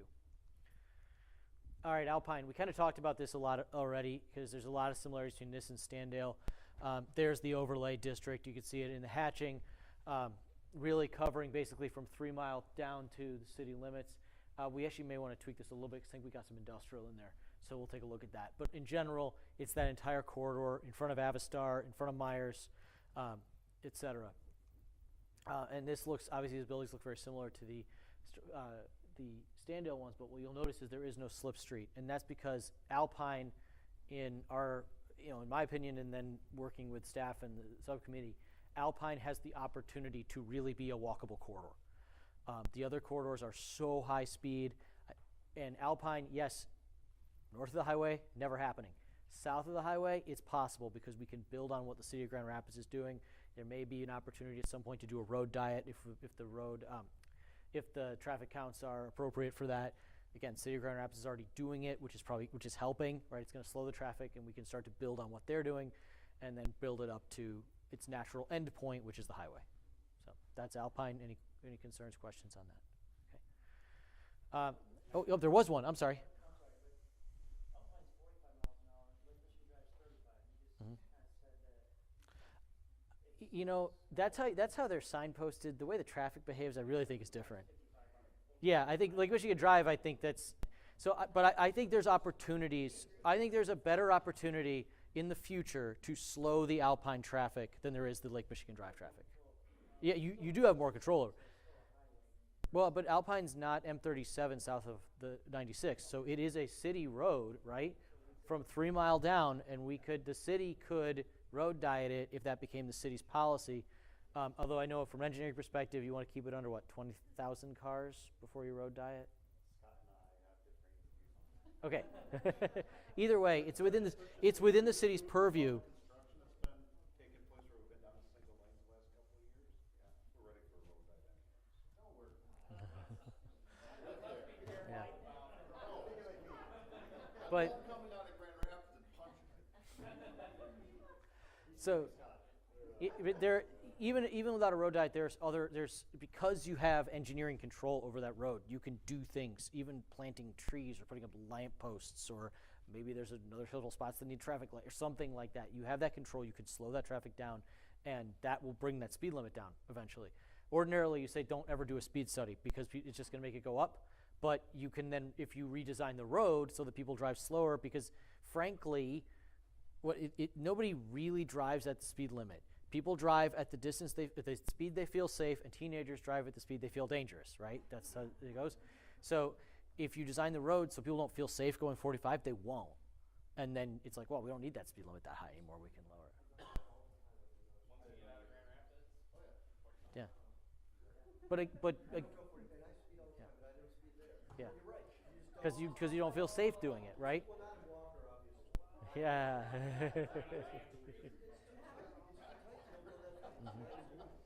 So that's the idea. And north of there is too congested, right? You're going, north of there you can't move. Okay. All right. Next element is the plan. You guys are familiar with these, especially on Planning Commission and City Commission, because you deal with them consistently, right? You've had a consistent flow of PUD applications and approvals over the last, I don't know, decades, right? So I want to go through each of the PUD options. Some of them are proposed to change more than others, and then we have one, like I said, that's brand new. So what is a PUD, just to make sure we're all on the same page? This is a flexible zoning option that allows for a give and take between a developer and the city, where the developer may get waivers or other favors from the city in exchange for doing things in other areas that are above and beyond what would otherwise be required. But, and they're supposed to allow this individualized design for unique sites, et cetera. But they each have their own set of rules and guidelines that go with the PUD option that are not waivable because they are subject to that particular set of rules. And you already have that in place, again, for each of these. So I'm going to go through what they are. RPUD 1, this is your single-family planned unit development. You have a few of these around the city. Your maximum units per acre is 6.7, which is higher than any of your single-family zoning districts. So you can increase density with this tool, but you have to stick with single family. And our PUD 1 is designed to look kind of like this. You got your houses, but in this case, they're actually pushed a little closer to each of these roads, opening up your green space around them. And then we've designed that with, on this like conceptual model, with bike trails and stuff running through it. So there's a little bit of additional sort of above and beyond from the developer. Not proposing a whole lot of changes to our PUD 1 in this new ordinance. It would be still designed to get at this kind of thing. Any questions or concerns about that? Yes.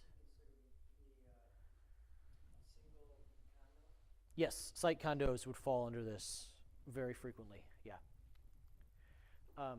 RPUD 2. So this is your multifamily PUDs that you currently have on the books, right? So you've rezoned some areas to this in recent years, including the Hills, including Lincoln Lawns, at least pieces of those, if not entirely, as well as some other areas.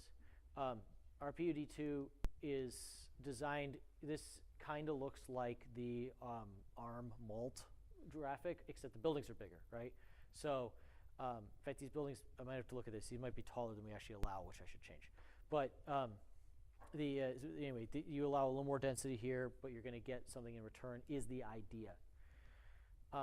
RPUD 3, this is the new proposal. The idea here would be this is your only opportunity in the zoning ordinance to build more than 8 units per acre. Everything else has sort of citywide cap of there or below, right? And that includes the overlays. So by the way, we're talking about 6 stories and stuff like that. If you're going to go above 8 units per acre to get that high, you still can't do it.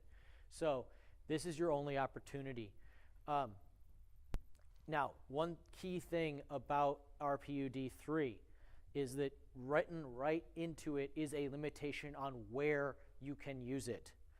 You can use it close to Laker line stations, or you can use it in the areas that the master plan has called out for redevelopment mixed use, which primarily are those older shopping centers like Greenridge. So you can do this basically if you wanted to redevelop part of Greenridge into mixed use, you could use this tool. Alternatively, if you wanted to do some transit-oriented development on Lake Michigan Drive, you could use this tool. You can't pick a piece of land at, say, along Wilson north of Leonard and say RPUD 3. That's not allowed. The tool is not available in those locations. It's only available in these areas where we think there's sufficient infrastructure, existing intensity, transportation opportunities, etc. The other key aspect with RPUD 3 is a requirement for quality, and that is going not just above and beyond, but really above and beyond. So we need additional open space if you can fit it, and I'm going to show you 2 different types of RPUD 3s, large sites and small sites. Large sites are probably going to do that open space thing. Amenities, that means swimming pools, playgrounds, pickleball courts, things for the residents to do. If we're going to have so many residents in one place, we need things for them to do. We don't want to create an area that is just we're packing people in together and they're stuck there, right? We got to have things for them to do. So we need amenities. We need things like bike paths that not only go within the site but connect outside of it, so you can bike around. We need outdoor space for the individual residents. That means a balcony to their unit, or a rooftop deck, or some sort of gathering space in between buildings. All of this stuff would be required. It would be kind of a choose off a list thing, but it would be that you must do these things. These are not like, hey, we'd like them. It's you must if you're going to get this level of density. So what would a development like this look like? Couple of key things here that are a little different and go to the requirements. You can see the apartment buildings, condo buildings, etc. But you can also see we got a swimming pool. We got some tennis or pickleball courts here. And then along the frontages, so along this, that arterial frontage, this is actually mixed-use buildings, which would be allowed and would be one of the options that you could have along an arterial frontage like that. Your other option along an arterial frontage would be heavy landscaping. So we're going to hide it in behind landscaping, so it's wooded, etc. So you're either going to do that walkable frontage and mixed use, or you're going to do the landscape frontage. So you're not pulling that density into the outer realm of your site. You're pushing it to the middle, and then you're putting something along the street frontage that is going to be positive for your immediate surroundings. Now that's a large site where you've got 40 plus acres, 100 acres to play with and design things. RPUD 3, especially in maybe the areas near the BRT stations, may look a little more like this, this is going to be your opportunity to build something that looks like the overlays outside the overlays. But even this has a few more things going on that those overlays did not. You notice what we call the step back of the upper floors. That is to make sure these buildings are not overly intense in terms of massing at street level. Now, in the overlays, we may be okay with that because that's the character we're looking for. But here, we may be in an area that is not that character, at least in the surroundings, so we're going to push those back so these upper floors are a little smaller. That gives you opportunities to do some cool rooftop deck stuff, or have these units have some really nice outdoor patios. So those become quality, high-value units. We see a rooftop pool in this. We see outdoor dining at the at one of the businesses here. And then again, you get this slip street concept in front, so you got a little bit of parking, and you're not looming over the street. Lots and lots of rules, but an opportunity for developers we haven't had before. So thoughts on this? Sorry, it takes so much time, but this is super important discussion. Can you go back one slide? Yeah. So this one, I'll ask Roxanne's question. Where does everybody park? That's a good point, and it's something we can change in the graphic. Now, the graphics, we are planning to put these in the document, but with a disclaimer that they are not regulatory, they're conceptual, right?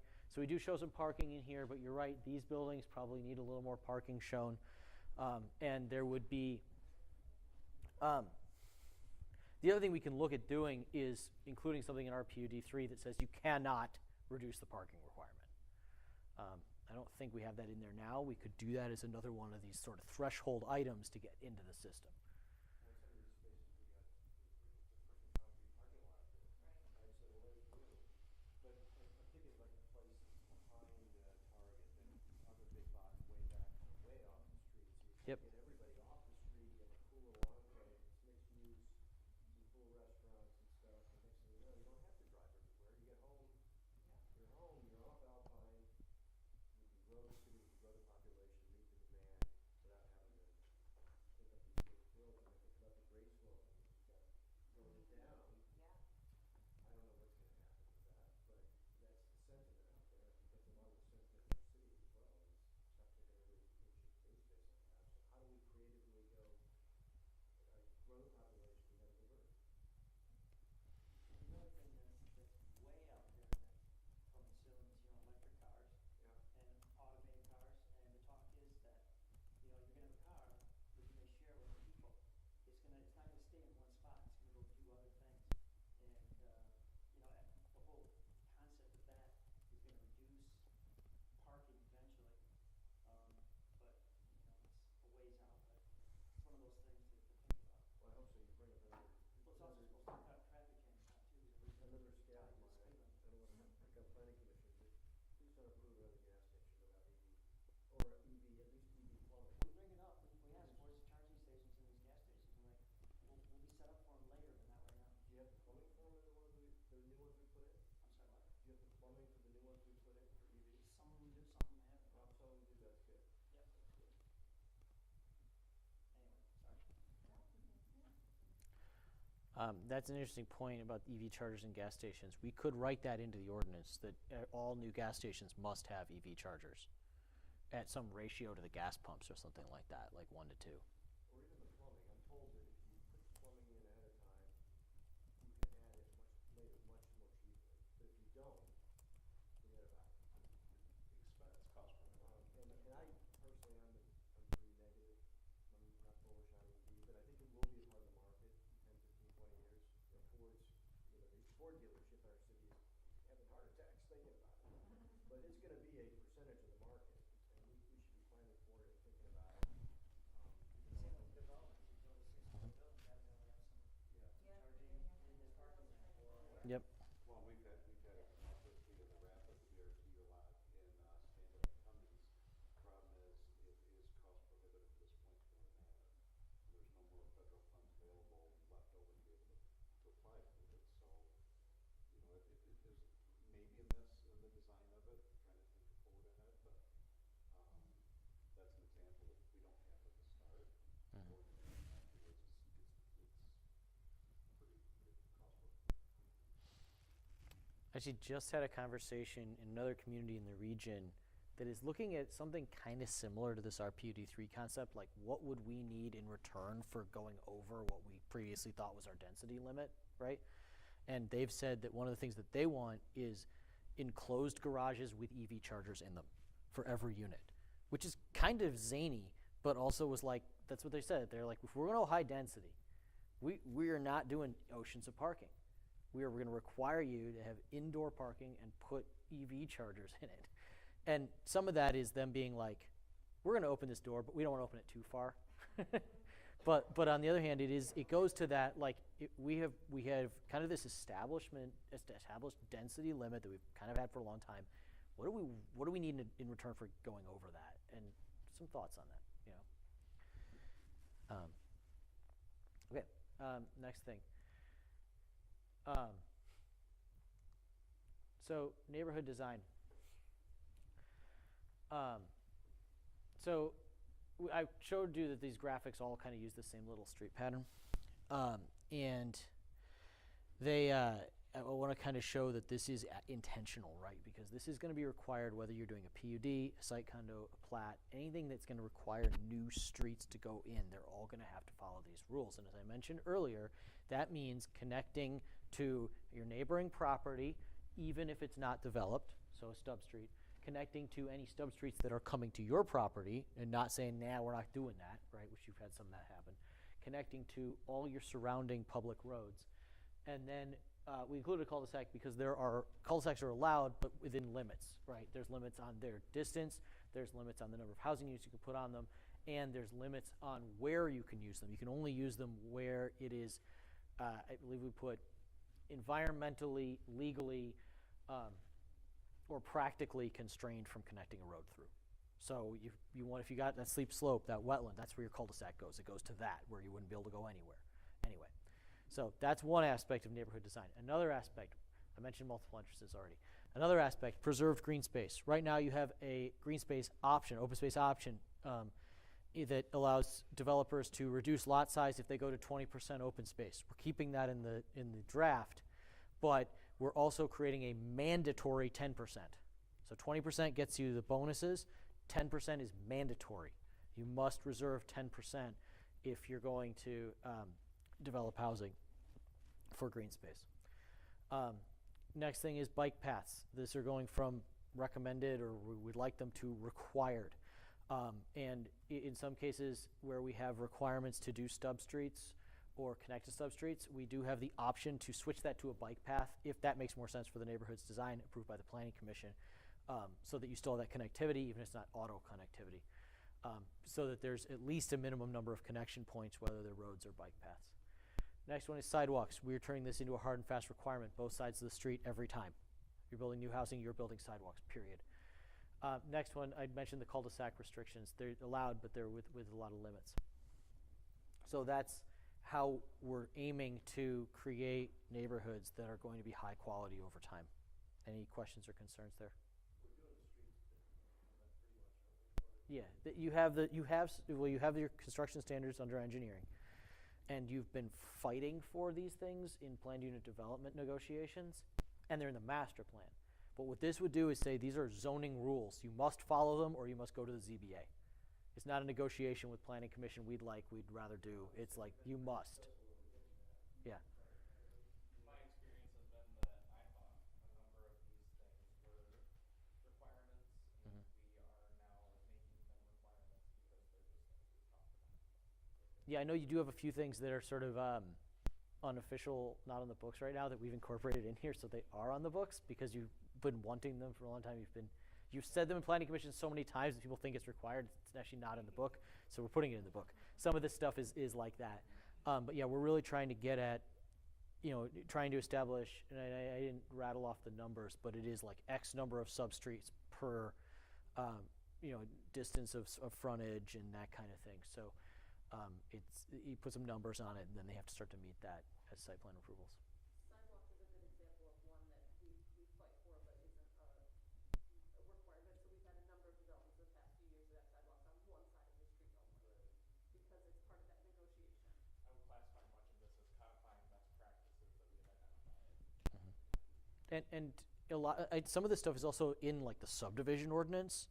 So it applies to subdivisions, or maybe it applies to site condos, but it doesn't apply in other cases. And it's like, so by pulling it into the zoning ordinance generally, it now applies all the time to everything. All right, next thing. So we're going to do a little change in focus here. We've been big picture, almost master plan level, like what are big developments going to look like? We now have to dive a little more into the day-to-day of zoning. And we're going to talk about home businesses, operating a business out of your home, which is something that's happened, forever, but has increased in frequency with the pandemic. And we're getting more sort of oddball looking things, and we're then at the same time trying to say, okay, someone who their job is in Chicago and they live here and they only go to Chicago once a month and they work here, is that a home occupation? Trying to make sure that we're drawing the lines appropriately. So what we did is created 3 categories: telecommuting, home occupation, home-based business, right? If you are telecommuting, nobody can tell from the outside. There's no exterior evidence. No off-site employees. Nobody commutes to your house to work. It's just you who live there. No on-site retails. Nobody comes to your house to buy stuff. Now, you can sell stuff online, but nobody comes to your house to buy stuff. No vehicle repair. No one's can bring their car to you and have you repair it. That's not telecommuting. No on-site lessons, no piano lessons, no swim lessons. They can't come to you. That's not telecommuting. And no hair salons. You can't have people come cut your hair. That's not telecommuting. If you meet all those things, or don't meet those things, then there is no permit required. You can go ahead and do it. The city's not bothered about it. Maybe it'd be complaint-based, and if there's a complaint, we'd see if you fit in one of the other categories, right? So basically the idea is that if you are not one of those things I described, you can do something in your house that would be constitute a job and is not a zoning violation, does not require a permit. So work from home, etc. We tried to cover that with this. The middle category, called home occupation. You may have some exterior evidence of what's going on. Maybe it's a little sign. Maybe it's an unusual number of packages on your porch for a residential business. Maybe it's kids in your pool or something like that taking swim lessons outside in your backyard, right? I know your neighboring community has a particular issue with that. But anyway, we took that into account, right? We're trying to figure out, okay, well, how does that fit? So maybe you have that kind of thing going on. But you don't have any off-site employees. You don't have anyone coming to the house to work, just the people that live there. You don't have any on-site retail sales. You cannot come, no one's coming to the house to buy anything. You have no vehicle repairs, no cars that are being repaired in your driveway. If you have on-site lessons, swimming, music, etc., of parents and 15 kids at once, right? If you are doing haircuts, which you would be allowed to do that, but only one person at a time, one chair. If you fit within this middle parameter, there's no permit required. You can go ahead and do what you're doing. Again, complaint-based. If we see a problem, we see if you need to kick up to the next level, right? The next level is a home-based business. This is one where there is exterior evidence. Maybe there's a sign. Maybe there's a car in the driveway that's half unbuilt, right? Maybe there's lots of kids in the pool splashing around. Maybe there's people coming to buy stuff. You may have off-site employees. Someone's commuting to your house to work. You may have on-site retail sales. People are coming to buy stuff, which is maybe more common than people might think. I know that for our family, we bought cookies from a woman who bakes in her kitchen and sells online, but you go to her house to get them. That would count, right? I mentioned vehicle repair. If you're doing on-site lessons, you may have a bigger crowd of kids, 10 kids or something at once, certainly more than 3. And if you're doing hair salon in your basement, you may have more than one chair. If you are hitting any of those, it's not an and, it's an or, obviously, you require a special use permit. So at that point, you are coming to the Planning Commission. You're not just going to staff. This is an intense enough use. It's allowable potentially, but you're coming to the Planning Commission for a public hearing where you're going to go through those Planning Commission, those special use standards. Your neighbor's going to get an opportunity to speak at a public hearing, and then we'll come to a conclusion about that. Yeah. I have a question. Mm-hmm. If someone gets a special exception use permit to run a hair salon out of their basement, does that stick with the property? It does if the next property owner starts running the hair salon. Once they stop running the hair salon, the clock starts ticking to, I don't know, remember if it's 6 months or a year. But it starts ticking, and eventually it runs out, and then you don't have that right anymore, even if the chairs are still down there. If you're not doing it. So you have to continue to actively, as long as you continually actively do it, you can change ownership. If you don't continually do it, it doesn't stick around. I do have a slide here that shows some of the rules. I'm not going to hit all of these in like detail, but just a couple of notes. We have some rules about use of accessory buildings. Your garage. A lot of this stuff is like, well, I'm just doing it in my garage. Well, there are certain things you can do in your garage. Notably in the middle category, the home occupation, you can build stuff, craft, that kind of thing, like your Etsy crafts. You could do that in your garage. But if you're repairing a car, home-based business, special use permit, etc. Deliveries, the first two, it's like everyday delivery. Amazon, USPS, UPS, whatever would deliver to your neighbor can deliver to you. If you're home-based, if you're getting anything delivered in a vehicle that's specific to your company or something like that, that kicks you to home-based business. If you're open to the public, you're a home-based business. Anything that is has people come to your house at the lower level, it has to be by appointment. And of course, telecommuting, you can never have anyone come to your house. If you are altering the exterior of your house, that's different than exterior evidence, like you can tell. This is like I'm expanding my house in order to create a workshop or something. can't do that in the first 2 levels. It's something that's only allowed if you get that special use permit. Outdoor storage, same thing. You can only do it if you get that special use permit. Signage, you can't do it for telecommuting. You can do signage as permitted in the zoning district for home-based business, which is your residential signage. It's going to be little bitty, but it'd be allowed. And then a home-based business, is actually the same thing. You just get that one sign. And then outdoor stuff, prohibited in the first 2 categories, and only allowed with that special use permit. So, any, yeah. Could be either. Sticker on your car doesn't count. That's not zoning. Yeah. I've dealt with that before. Someone using an inoperable vehicle as a sign, but hopefully it doesn't come up. Again, I don't know if that has, but anyway. But no, it could be temporary or permanent, as long as you follow the rules. The one key thing about this is doing a home-based business doesn't grant you extra rights for signage. You just get what everyone else gets. So their sign may say, go Kennewa Hills, and your sign says haircuts. And it may be temporary, or you may build it such that it's more permanent. Either way, you got to follow the same rules as everybody else. Any other questions, concerns on this stuff? Sorry, I wanted to hit this because this is kind of new and different and expansive. Last thing on my list, fence permits. Right now, the city does not require a fence permit. You put up, there are rules, but they're complaint based, and so that's people are putting up a fence. And they're getting a call from their neighbor saying this fence is in the wrong place, etc. Megan goes, checks it out. Sometimes it's in the right place, sometimes it's not. Sometimes they end up in front of the ZBA. As ZBA members know, well, the fence is already constructed. The purpose of requiring a fence permit is to try to catch those situations before they happen.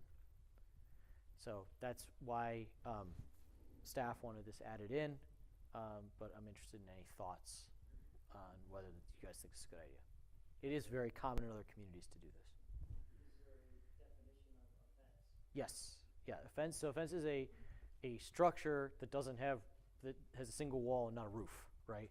So, and I think we have a minimum height to it, like 3 feet, before it's considered a fence. Anything below that's landscaping. 3 feet in the front yard, Yeah. 6 feet privacy impact. Yeah.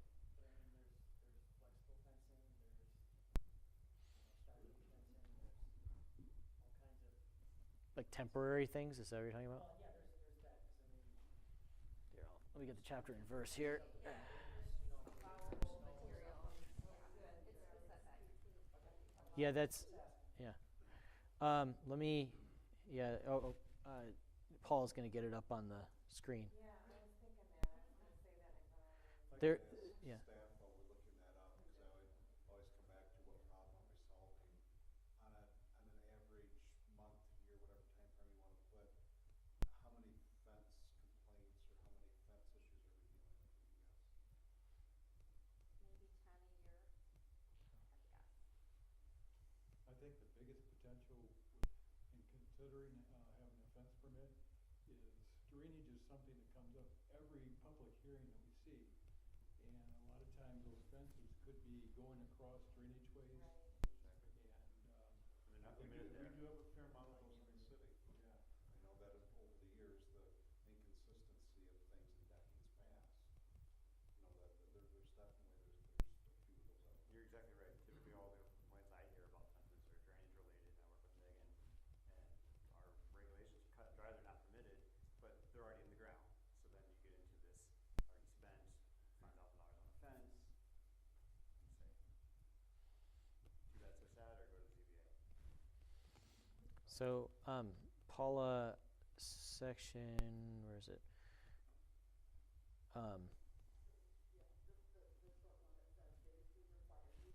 Yeah. Yeah, 15.03E is the list of fence materials. Which, yeah, there you go. Yeah, E. So, wrought iron, finished lumber, vinyl, split rail, chain link, pressure treated lumber, brick, stone, stucco, and then if you can go to the ZBA if you got something else on the list. So something that isn't that is not considered fencing. So I've got 4-foot wire fence, Hmm. plastic coated fencing in my yard.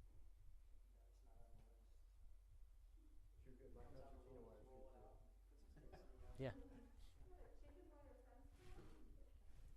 Should we? I gotta keep the deer out, otherwise they eat all our garden.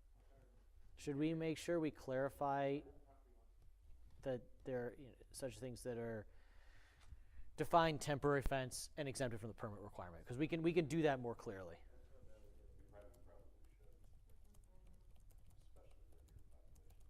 deer population in the city. Yeah, that makes sense. And a temporary fence like that would not have drainage because water would flow through it. Am I wrong? Maybe I'm wrong. I mean, that's the age-old question about chain link, right? Yeah. So what happens is, trees start to lean, dams up against the fence. Ah, So okay. against the chain link, it's probably gonna dam up against the chicken wire.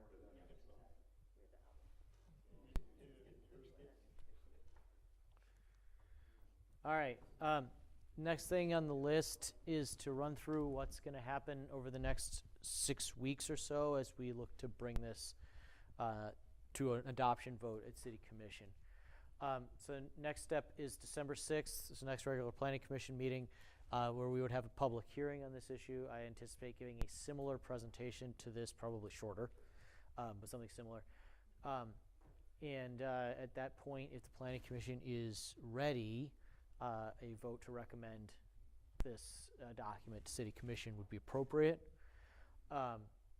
December 18th, City Commission, this next City Commission meeting after that would be the first reading by City Commission. We could have some discussion, but obviously there'd be no vote that night. January 8th would be the final vote. I'd say that on behalf of the staff working group on this, we still have plenty of time to make changes, and obviously have some notes from tonight and some notes from previous meetings with staff that still need to be changed in the draft that we're going to get done. But we'd like to hear comments as early as possible, because when we get to these meetings, we're hoping these can be smooth meetings. So if you have concerns, please reach out to myself or Frank or Paula, and we can work through them so that we can keep this process on schedule. And the reason it's important to stay on schedule is because you do have the moratorium in place, and we do have master plan topics that we want to make sure we get to and have that master plan at least into its comment period, which is required for the master plan, before the moratorium ends. So that when the moratorium ends, the Planning Commission has the tools in place to address the developments that are likely to come in once that's lifted. Is everyone comfortable with that? Okay. Chris, if I could real quick on behalf of the city commission for all involved, the moratorium is not going to be extended. So you've got to get this done.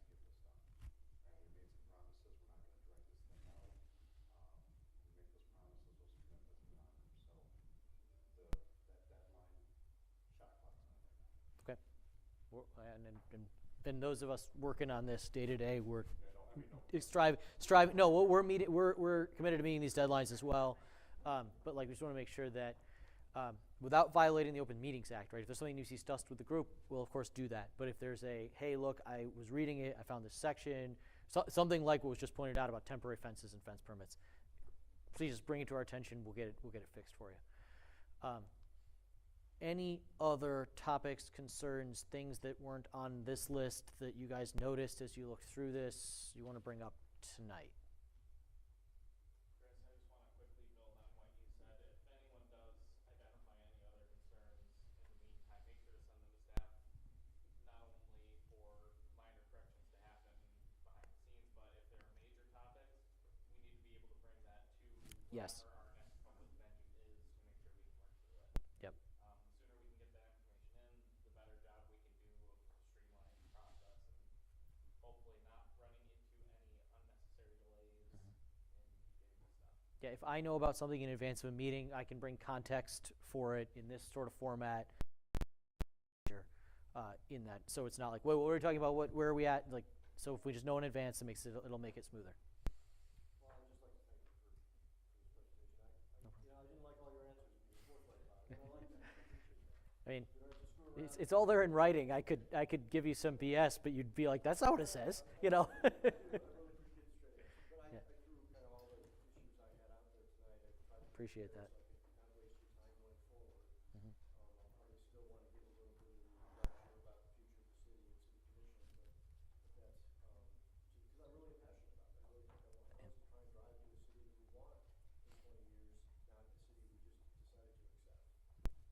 Totally agree. Yeah. That's what I'm on about, so I appreciate the conversation. Yeah. And I'm also excited about addressing some of those issues, not just here, but in the master plan process in a few months, where there's some tools we can use there too. Cool. Thank you everyone for being here tonight. Thank you for your patience. That went a couple hours. Thank you for your commitment to this process and your hard work and your dedication to the city.